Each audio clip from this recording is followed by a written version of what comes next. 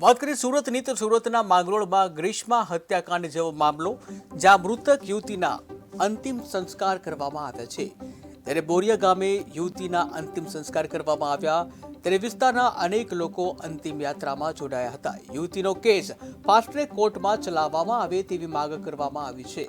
યુવકે યુવતીનું ગળું કાપી અને હત્યાને અંજામ આપ્યો હતો ત્યારે યુવતીના પરિવારમાં અને સમગ્ર ગામમાં હાલ તો શોકનો માહોલ છે। બોરિયા ગામની અને વાંકલ ગામની હદની વચ્ચે જે બે છોકરાઓની વચ્ચે જે આ પ્રેમ કહાની હતી એનો અંત આવ્યો છે, જેમાં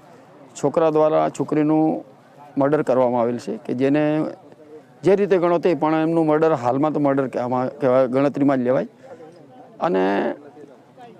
આ જે મર્ડર થયું છે જેનો સરકાર, પોલીસ, કોર્ટ